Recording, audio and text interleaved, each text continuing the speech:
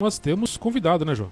Isso mesmo, já estamos aqui no estúdio da Rádio Jornal recebendo o César Acharesi. Ele está convocado para o Mundial de Patins que será disputado na Argentina, em Buenos Aires, ainda neste mês de outubro. Já está treinando muito para esse Mundial de Patins.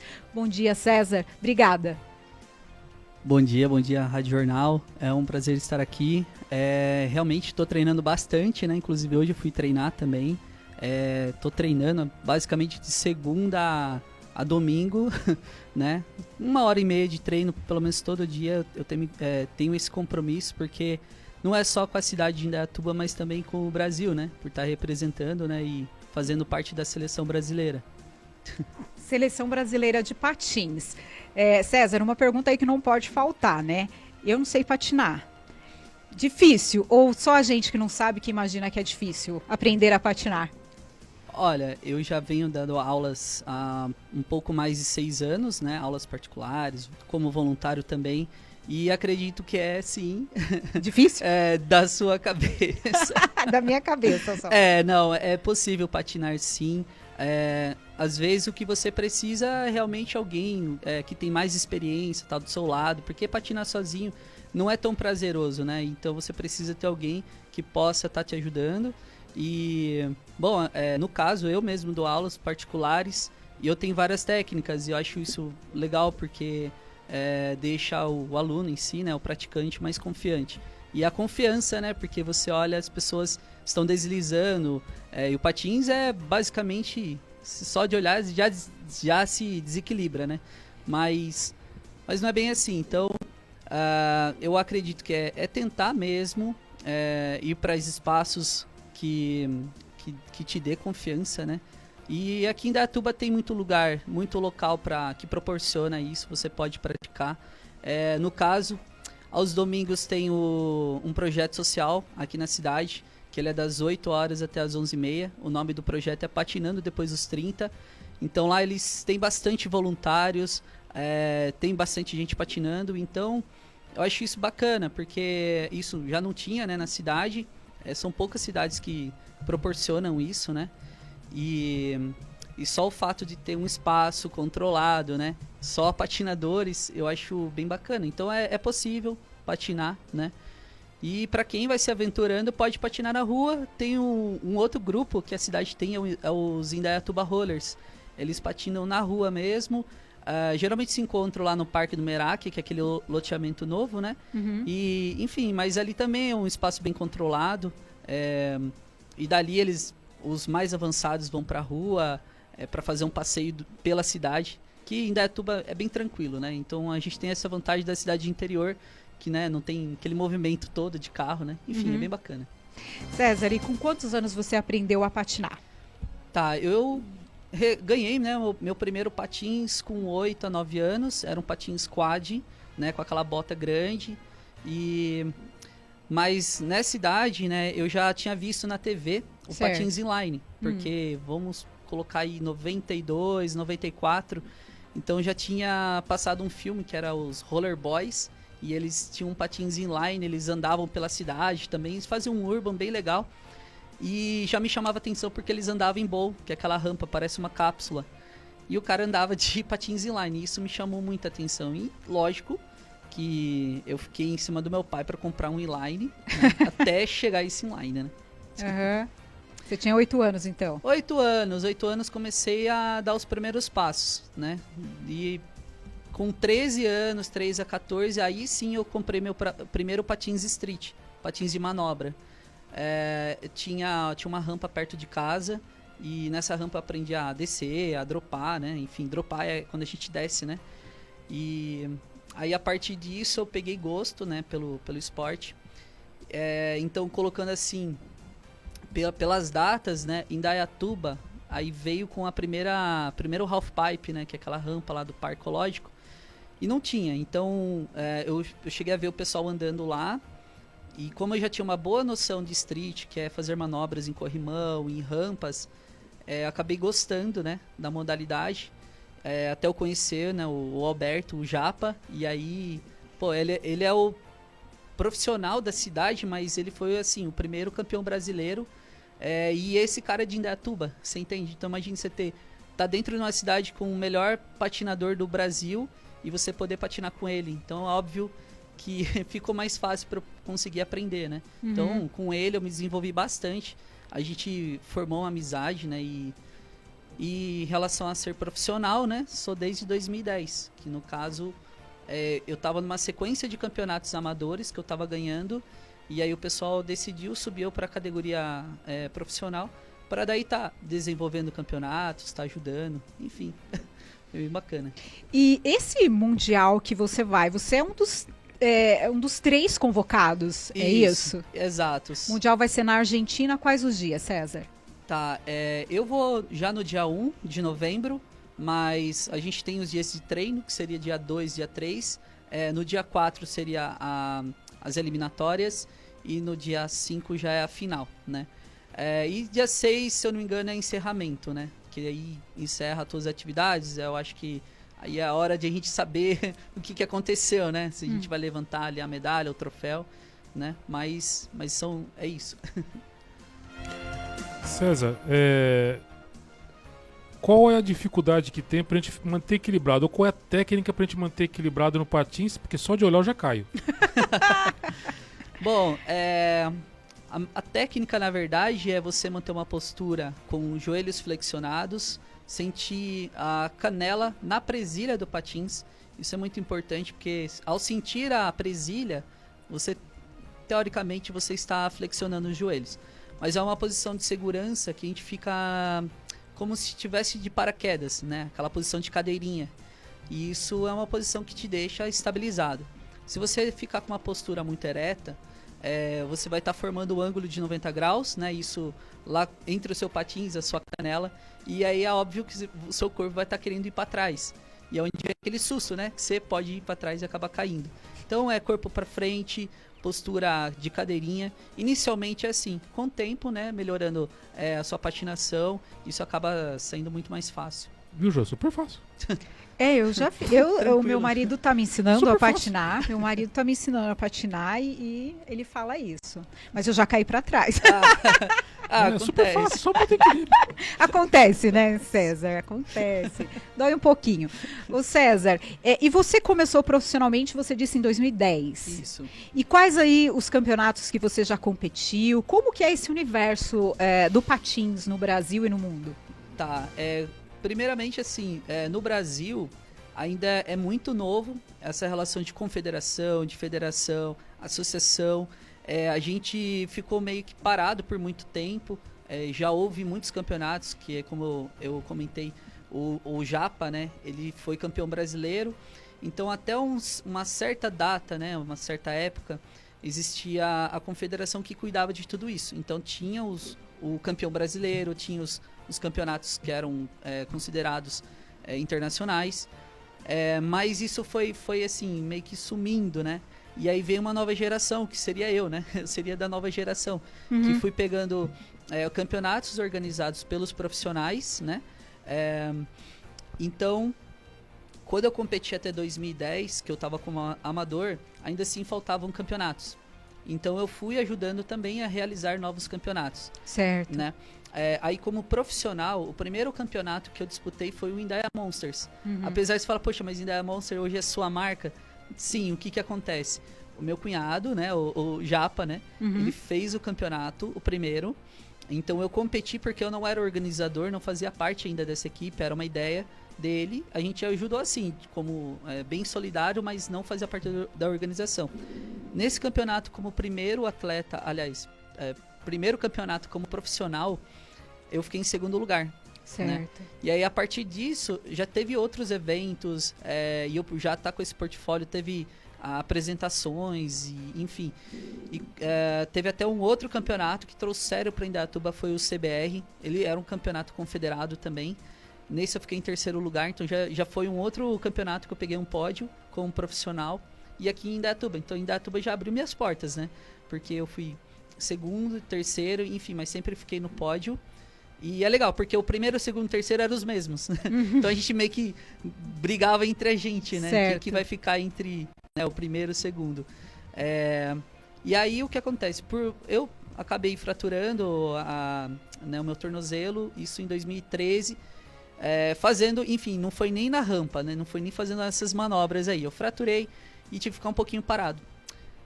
Depois desse tempo que eu fiquei parado, eu voltei a patinar, voltei a tomar o ritmo.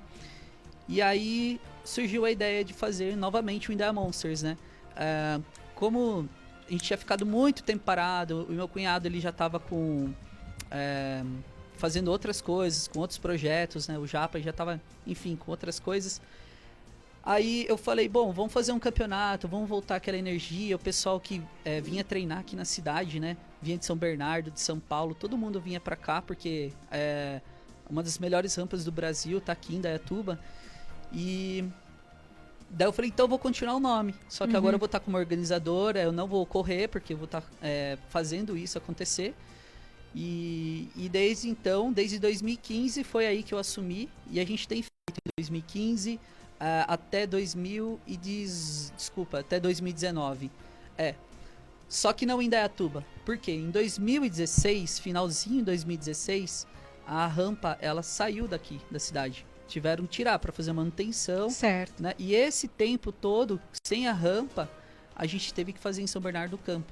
Então, a gente levou o nome ainda India Monsters, né? Deixou fixo esse nome porque é um nome forte. Porque quando você fala de patins, de vert, em Indaiatuba, vocês assim, patinadores sempre lembram de India Monsters, né? Então a gente continuou. E aí as competições que eu participei sempre foram demonstrações, né? Teve o Cup Noodles, que foi um campeonato Cup Noodles que foi reabertura do Ralph lá de São Bernardo do Campo. E foi bem bacana, porque foi skate, bike e patins.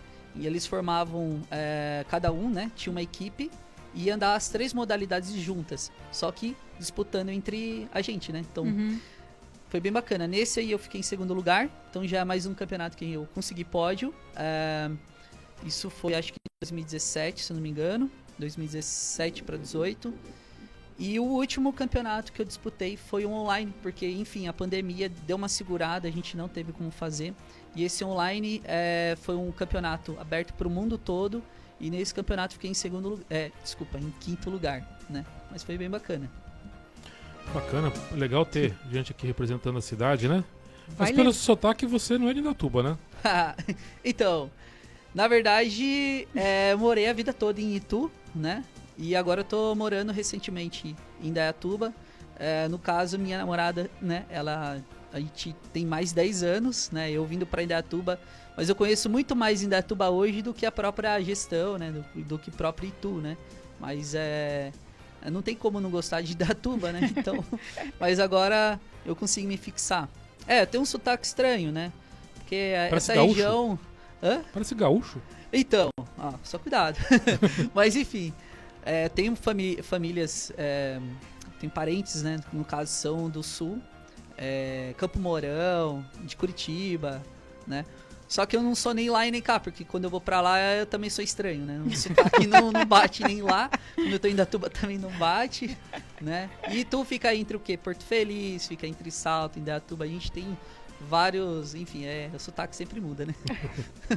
Ô César, esse campeonato mundial, você é o único que vai representar a Indaiatuba, vai levar a Indaiatuba para o mundial que vai ser disputado na Argentina. Todo ano tem esse campeonato, como é?